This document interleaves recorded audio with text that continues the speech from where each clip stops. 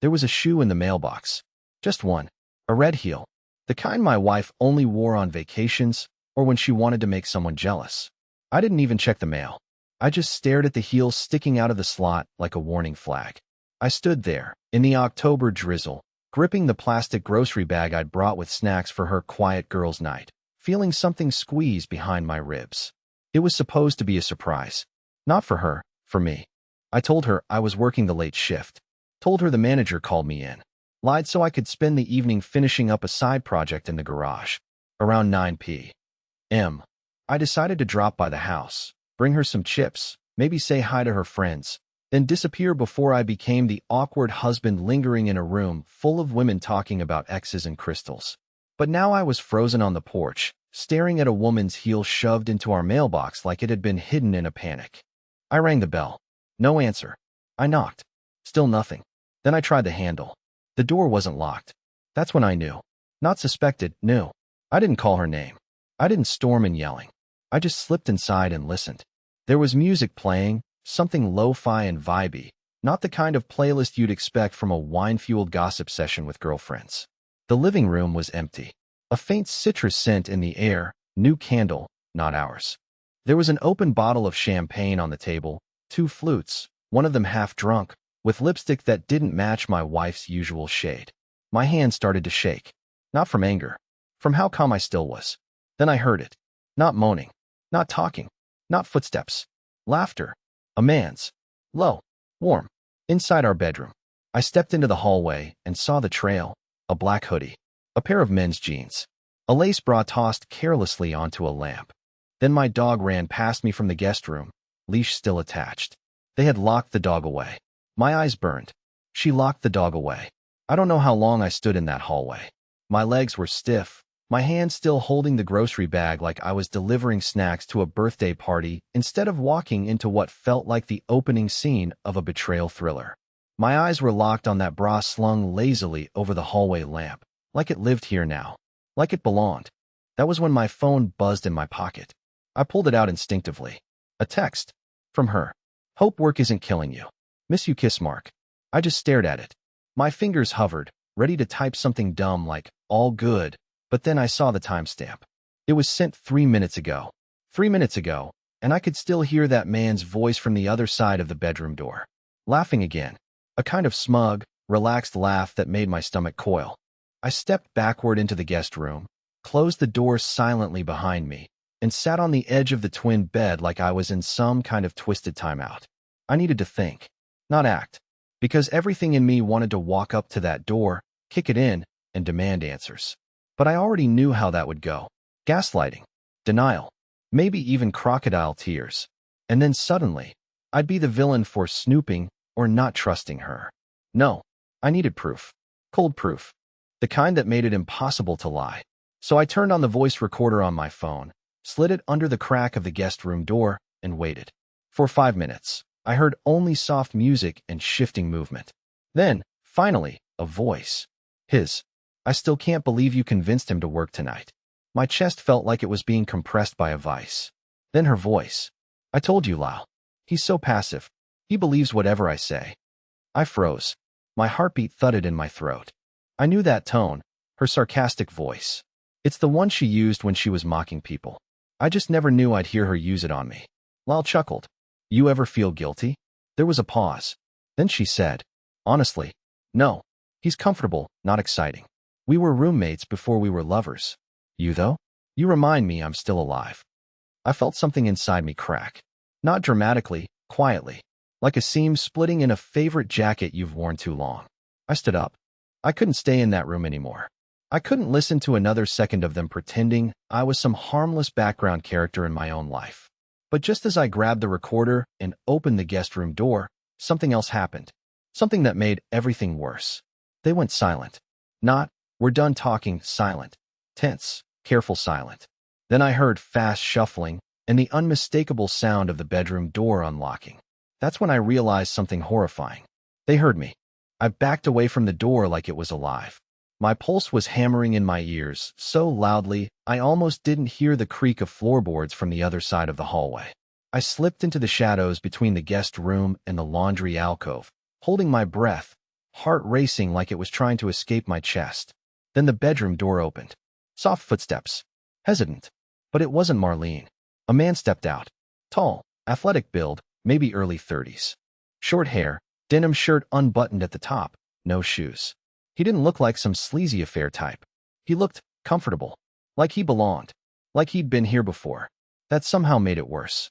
He walked toward the kitchen, probably going for a drink, still unaware I was even in the house. And in that moment, something snapped. I didn't rush at him. I didn't scream. I just walked out into the hallway, calm, like I was entering a boardroom, and said, I didn't think we were hosting strangers tonight. He froze. He turned around so slowly, it was almost theatrical. His eyes widened as he realized who I was. He opened his mouth like he was going to explain something, but no words came out. I watched him stammer, and for the first time in my life, I felt taller than someone like him. I wasn't yelling, but the silence between us was unbearable. Then I heard her voice from the hallway behind him. Lyle? Who are you talking to? And the look on her face when she saw me? It was not guilt. It wasn't panic. It was annoyance. Like I had ruined her night. Oh my God, Nolan. What are you doing here?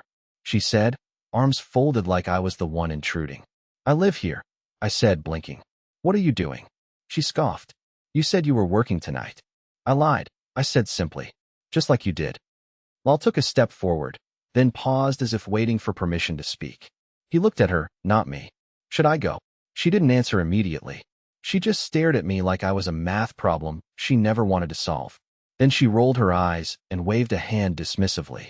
You're being dramatic, Nolan. It's not what it looks like. My laugh came out hollow. You told him I'm comfortable, but not exciting. That I'm like a roommate. I think it's exactly what it looks like. Her jaw twitched. Lyle looked suddenly very small, awkward, like a kid who'd broken a window and wanted to disappear. I turned to him. How long has this been going on? He looked down. Since August. That hit like a brick to the stomach. August. That was when we'd gone to the lake together. That was the month I gave her my grandmother's bracelet for our anniversary. That was the same time she started going to yoga retreats on weekends. So many things suddenly made sense. The new lingerie she claimed was just for her confidence. The sudden password change on her phone. The evening she came home and said she'd spilled wine on the couch, when in fact the stain had smelled like cologne. But I didn't yell. I just nodded, walked past both of them, and into the kitchen. And there, on the counter, next to the half-empty champagne bottle, was a note. Handwritten. Not by her. By him. Can't wait for your husband to be out of the picture. You're everything I've wanted. She hadn't thrown it away. She'd kept it. Like a souvenir. I picked it up, turned around slowly, and held it out. Is this just friendship too? That's when she looked shaken. Not before. Not when I came home. Not when I saw the clothes. Not when I heard her mocking me. It was only when she realized I knew everything, and had stayed calm. Because she didn't expect me to be quiet. And people like her are only dangerous when they think you're broken. I didn't slam the door. I didn't throw the note. I didn't even say another word. I just opened the cabinet, grabbed my favorite mug, the one she always said was too ugly to leave out, and started boiling water. They stood frozen in the hallway behind me, unsure whether to argue, apologize, or just vanish into thin air. The kettle hissed. The moment stretched. Marlene was the first to speak, finally snapping out of her stunned silence. Are you seriously making tea right now? I didn't turn around. Yep. Lyle said nothing. I think he was trying to shrink into the wallpaper. Are you going to say anything? She asked, voice rising slightly.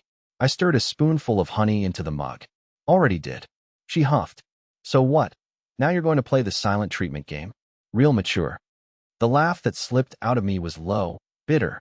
You think this is a game? No, Nolan. I think this is a mess that got way out of hand, and instead of talking about it like adults, you're making tea like we're at a garden party. I finally turned, tea in hand, and leaned against the fridge. No, Marlene. I'm making tea because if I don't keep my hands busy, I might say something that burns this entire house down. Her face softened slightly, probably thinking I meant metaphorically, but I wasn't so sure. Lyle muttered something like, I should go, but Marlene held up her hand, stopping him. That bothered me more than anything. She still wanted to control the scene, to direct who could move, who could speak, like she was the director of some bad play that had suddenly lost its script. I never planned for this to happen, she said, staring at the floor. I took a sip of tea. And yet you let it. Silence again. Then I looked at Lyle. You know she lied to me about my dad's funeral, right? He blinked. What? I nodded slowly. Last year. Said she had food poisoning and couldn't come. Slept the whole day. Except my mom told me she posted a story that night from a rooftop bar. I let that hang in the air. Marlene didn't deny it. I didn't bring it up, I continued, because I wanted to believe she needed space, not an alibi. I even blamed myself. Told myself maybe I didn't make her feel safe enough to grieve around me. My throat tightened, but I kept going. You know what hurts the most, Lyle? Not the cheating, not the lying. It's realizing I spent years defending someone who wouldn't even stand beside me when I buried my own father. That finally made Marlene speak. That wasn't about you, Nolan. Everything is about you, Marlene. I snapped, the words sharp and loud enough to make both of them flinch. You make everything about you, even when you're hurting people. Especially when you're hurting people. She opened her mouth, but closed it again. For once, no clever response. No deflection. I stepped forward, placed the mug gently on the table, and looked her in the eye. You didn't just cheat. You humiliated me. Lied to me in my own home. Rewrote the rules of our marriage without telling me. And the worst part? I would have forgiven you if you had come to me before it got this far. Lal looked ready to vanish. He kept fidgeting like a man waiting for an Uber that would never arrive. You should go, I told him flatly. He nodded and grabbed his things. The front door clicked shut a few seconds later. And just like that, it was just the two of us again. Me and Marlene. But it didn't feel like home anymore. She sat down slowly, folding her hands like a schoolgirl waiting for a punishment. So what now? I looked at the tea. It had gone cold, and I hadn't taken more than 2 sips. Now, I said, now you sit there and think about the fact that I didn't yell, didn't throw anything, didn't beg you to stay, and you ask yourself why that should scare you more than anything I could have done. Her lip trembled, and for the first time that night, she was the one who looked like she'd seen a ghost. I didn't sleep that night. Not a second. Not on the couch. Not in the car. Not in the motel I checked into around 2:30 a.m. After sitting in the driveway for nearly an hour watching the light in our bedroom window flicker on, off, on again. She stayed. Of course she did. She probably cried a little. Stared at the bed where she'd betrayed me. Maybe even rehearsed an apology or two in the mirror, the same way she used to rehearse sales pitches before big meetings. But none of that mattered anymore. Not after what I'd pulled from behind the paint cans in the garage. Because the truth is, I didn't come home unprepared. I felt this building for months. Every missed call, every deflection, every sudden shower before bed when she came home late. I didn't want to believe it, but my gut kept screaming. So I did something I never thought I'd do. I talked to a lawyer. His name's Grant Mooney. Small office, north side of town, no receptionist, just stacks of papers and a desk that wobbles when you lean too hard. He listened to me for 20 minutes and then said, start recording. Get dates. And don't let her know you're preparing. So I did. That's what Marlene didn't know.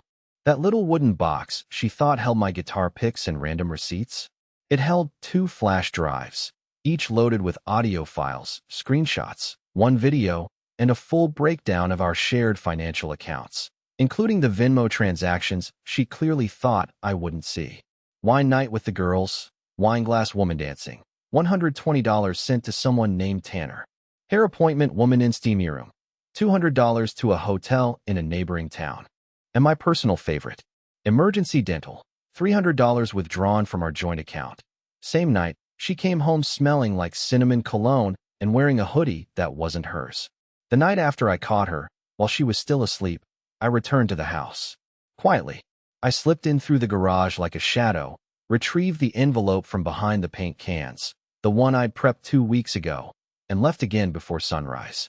Inside it, a neatly typed letter, a copy of our prenuptial agreement, the updated passwords to our financial accounts, and a post-it note that read, "You can have the house. I'm taking my self-respect." I went off-grid for a few days. Stayed at a friend's place upstate, Jackson, my college roommate. His wife knew something was off right away, and for once, it wasn't me being paranoid. They let me stay in their guest room. I told them most of it, but not all.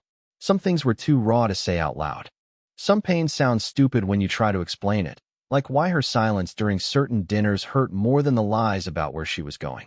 By the 3rd day, Marlene started calling. At first, it was sporadic. Then it became relentless.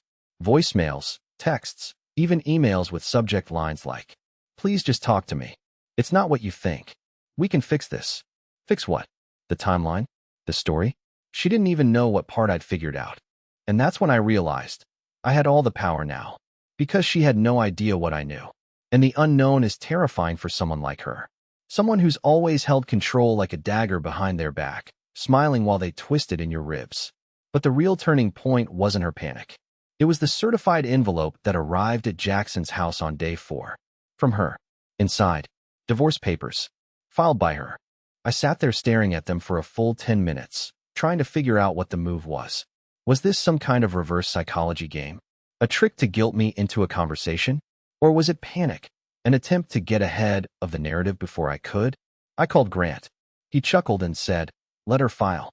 It's cleaner this way, but I hope you kept the voice recordings." I did, I told him. Even the one where she called me furniture.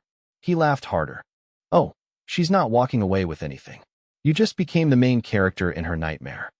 I didn't feel triumphant. Not yet. But I felt something else. Steady. Like maybe, for once, I wasn't the man who gets walked on while holding the door open. The meeting was her idea. Her message came late, 2:11 a.m. to be exact. I had just finished re-listening to the hallway recording, the one where she called me safe, like I was some dusty bookshelf she'd forgotten she owned.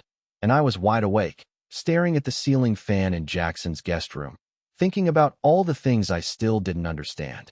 Then the buzz. "Marlene, one last time. Can we talk? No games. In public. I swear." I waited almost 30 minutes before replying. Not because I needed time to think. I already knew my answer. I just didn't want her to know how fast I'd made it. "Me. You pick the place. Not our house. Not your lawyer's office. Somewhere neutral.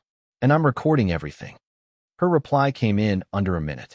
"Marlene, Denton's Diner. 11 a.m. I'll be alone. You can bring your tape recorder or the FBI or whoever." Denton's. Of all places. It was where we used to go after midnight grocery runs. Back when she thought dipping fries in milkshakes was edgy and not just gross. Before the tension, before the second phones and the yoga bags that never had mats in them. I arrived early. Sat in the booth by the window. Wore the same hoodie she once tried to toss out because it had too many holes. The waitress poured me coffee without asking. She recognized me. Asked how Marlene was. I just said, "We're figuring things out." At 11:07, she walked in. Hair tied back. No makeup. Not the usual power woman look she wore like armor. She looked tired. Not just physically. Tired like something behind her eyes had finally crumbled. She slid into the booth across from me and didn't speak for a full 30 seconds. I didn't either. The tension sat between us like a third person. "Thanks for coming," she said, finally. I just nodded. My phone was on the table. Recording. She noticed, but didn't comment. "I know you hate me right now," she continued, staring into her water. "You probably should. But before we talk about lawyers and property and everything else, there's something you need to know." I narrowed my eyes. "You mean besides the months of lies? The hotel receipts? The fact that our dog probably knew before I did?" She winced. "Yeah, besides that." I waited. She took a breath. Lyle wasn't the first. The words hit like a slap. Sharp, fast, and with a sting that didn't fade. My hand curled slightly around the coffee mug. "What?" She swallowed. "There was someone else. It wasn't serious. It didn't last. But it started right after your mom got sick. That was 2 years ago." I felt everything in my chest drop, like the floor had vanished beneath me. "You're telling me?" While I was flying back and forth to the hospital, planning her hospice care. "You were." "I was lonely," she interrupted. "You were never home. You shut down emotionally.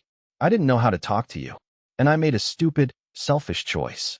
And then I made another one. And another." I couldn't speak. Couldn't even think straight. She kept going, voice shaking. "I never stopped loving you, Nolan.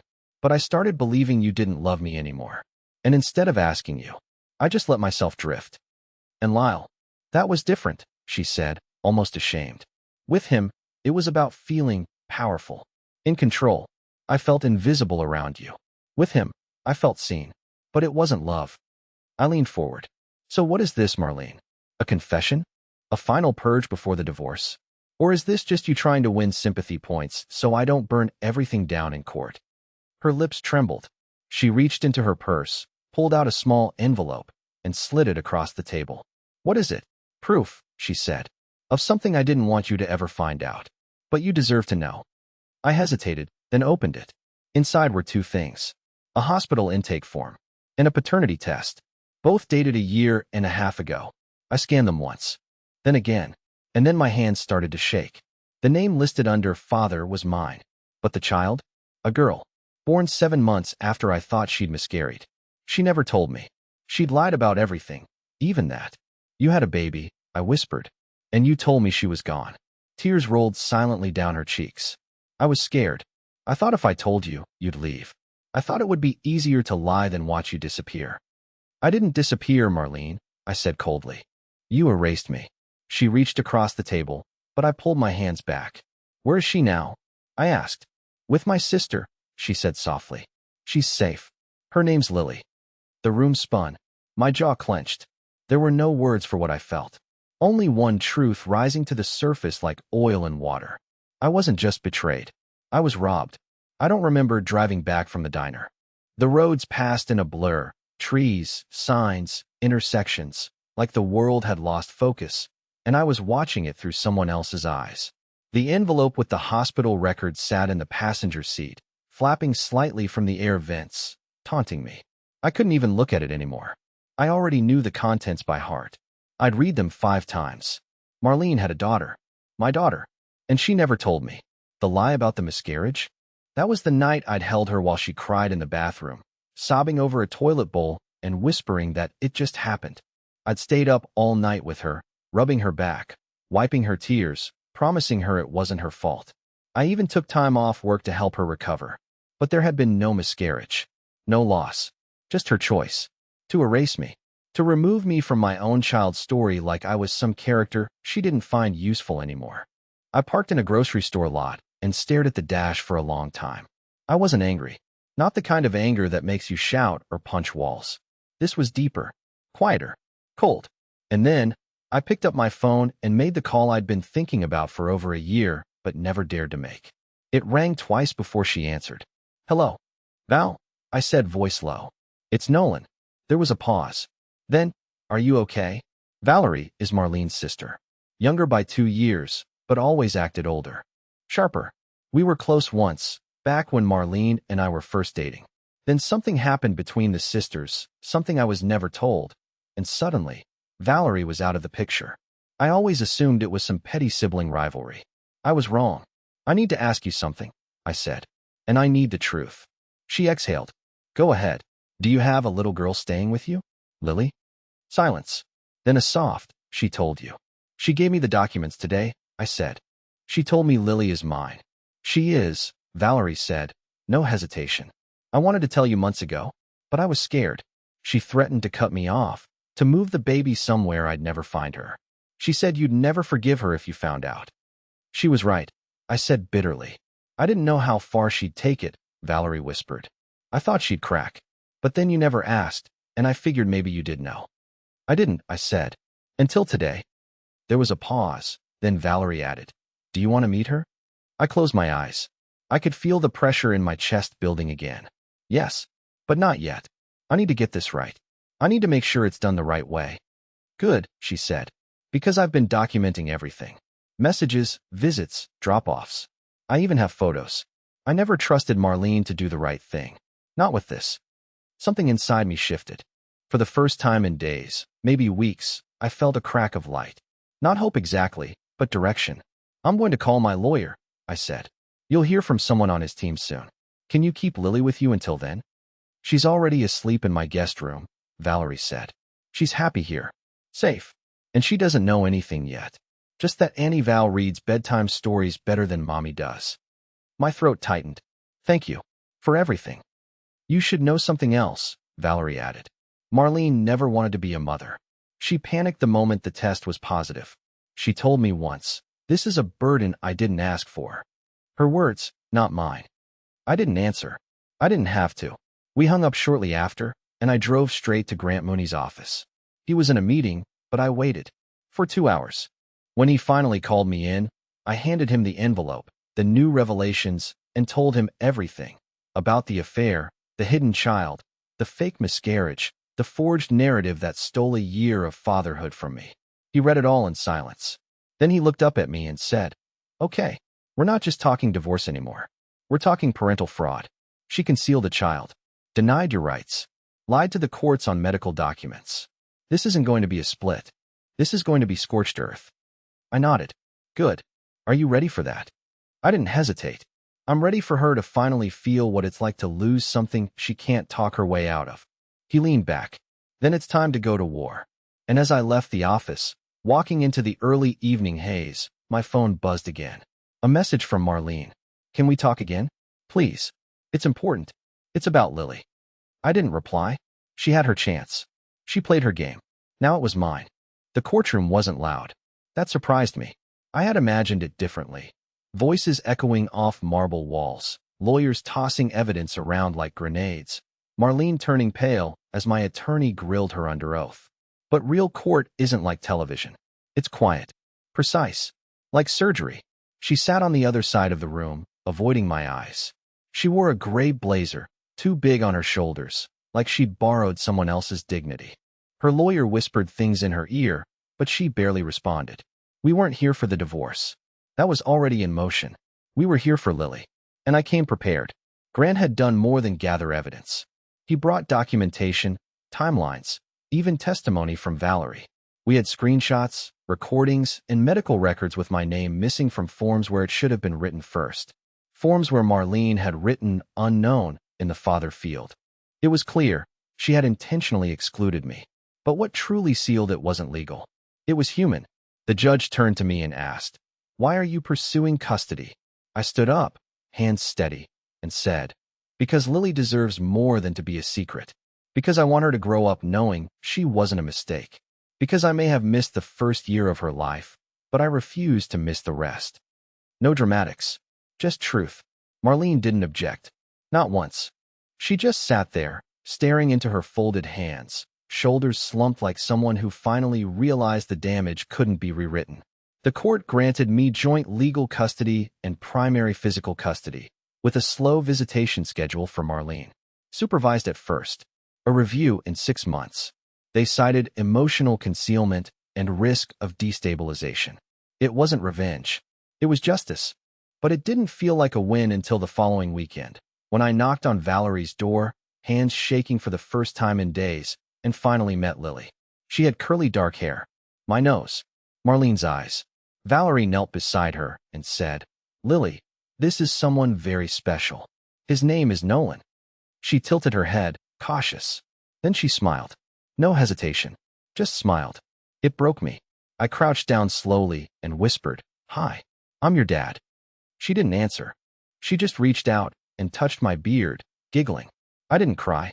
Not fully. But something warm slid down my face anyway. Valerie let us sit in the backyard for hours. We drew shapes in the dirt. She told me the names of her dolls. She asked why I'd never come before. I said, "I got lost for a while. But I'm here now." She nodded and went back to coloring. That night, I sat in the guest room, watching her sleep, and realized something. This wasn't just the end of my marriage. It was the beginning of everything else. A new life. One built on truth, not silence. And as I closed my eyes, finally ready to rest, I thought about all the things Marlene had taken from me. But Lily? Lily was never hers to keep.